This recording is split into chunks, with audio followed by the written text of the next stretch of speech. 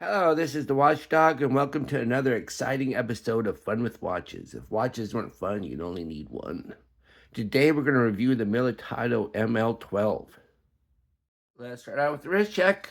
I'm wearing this Fossil FS6063, and Greg was wearing my Bulova Snorkel Blue Tang.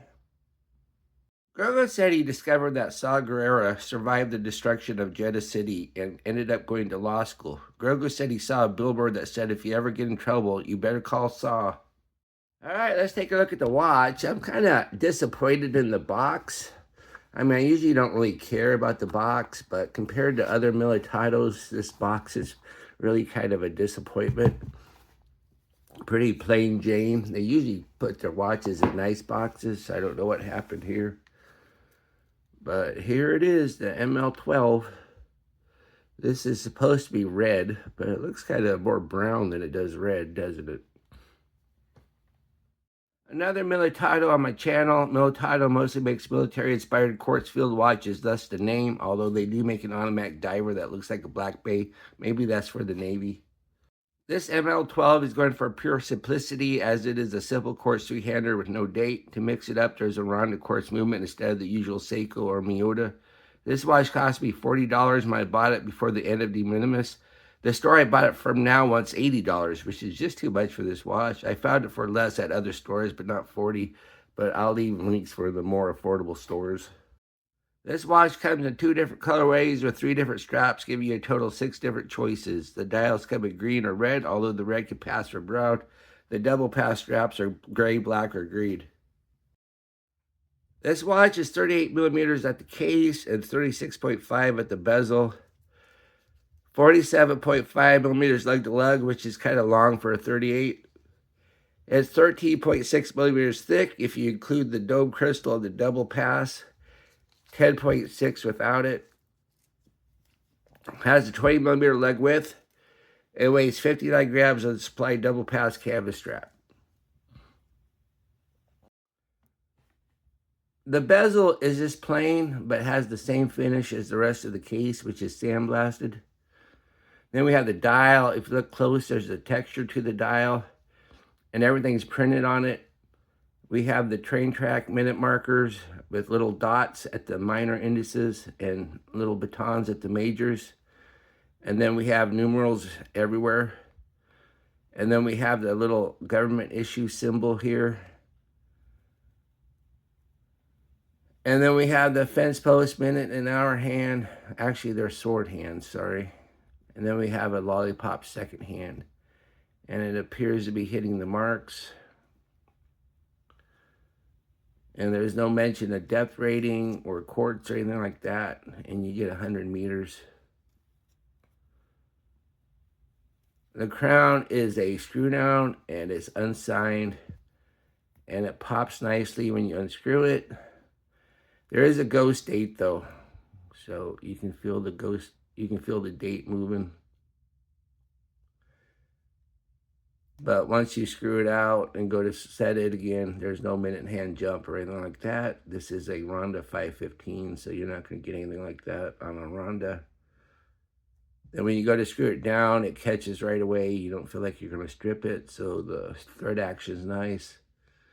Then we have the crystal. It's a dome sapphire, and it does have AR coating, so it does a really good job of not reflecting, so that's nice. And then we have the case. The case is sandblasted and has a nice shape to it. I just think the lugs are just kind of long. It'd be nice if they were just a hair shorter. But of course, it makes putting it on and off a double strap easy, or double pass easy.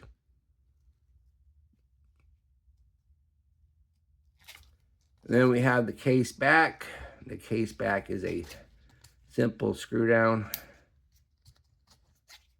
And it actually says Militado on it. Militado's usually very minimal in their branding. So it's nice to see something that lets you tell you it's a Militado. I've had some watches where you would never know it's a Militado. Underneath the case back is the Ronda 515 quartz movement.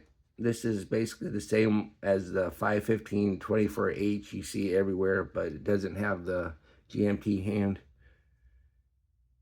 And it's good enough movement for the money. And of course, Ronda is a Swiss company, but they also make movements in Thailand. So if it has Swiss parts but assembled in Thailand, it'll say that on the case, on the movement. And of course, if it's this is not a Swiss-made watch, so why would they spend the extra money for the Swiss-made movement? And then we have the strap. The strap is a double pass. We can't call them NATOs anymore because somebody owns the trademark. And I think that's just a shame. But it's canvas and it's nice. The hardware, though, it doesn't match the case. It's not sandblasted like the case is. So it would have been nice if the hardware matched. And then we have the buckle. Buckle's okay. There's nothing wrong with it, but there's nothing special about it. This strap isn't horrible, but it's not nothing great either. So if you buy this watch, you might want to get a better strap for it. Here's the watch on my 7.5 inch wrist. Looks nice, wears nice. It's not too thick, so even on a double pass, it's not chunky.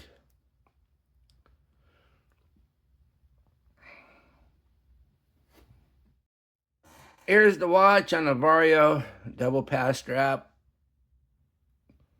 Not sure if that really goes well with it just due to the color. Although if you look at the strap, there is some of that brownish color. So yeah, I guess it does go. And here's the watch on a vintage leather strap. I think that looks really nice.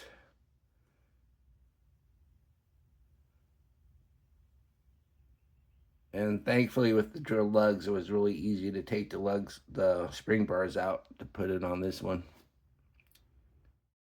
And here it is on a darker Vario Italian leather strap. I think that looks nice too. So yeah, even though this is a field watch, you can dress it up. Here we're in the Lume room. A good field watch needs good lume, so let's see if this ML12 is up to the task. As we speed up the tide, we see a pretty good green C3 colored glow. The dots of the minor indices are by far the weakest and will soon be gone, but the hands, including the lollipop second hand and the major baton indices, are much better and still quite visible. This is decent enough lume, but nothing excellent. What do I like about this watch? It has drilled lugs, so you can take it. If you want to put it on something other than a double pass, it's easy enough. I like the sandblasted case. I think it's a nice finish. And I like the AR-coated sapphire crystal. It's not a ton of reflection. What are my gripes and groans? It's a little small. I wish it was a 40. I don't mind, but some people really don't like a Ghost 8. I wish it had other strap options other than just double pass, because I don't think I would keep it on the strap if I was to keep it. And it's just more money to have to get another strap. And this strap, the hardware doesn't match the case. Do I recommend this watch? Sure. If you want a simple field watch with decent lume and an interesting dial, this ML12 should do you just fine.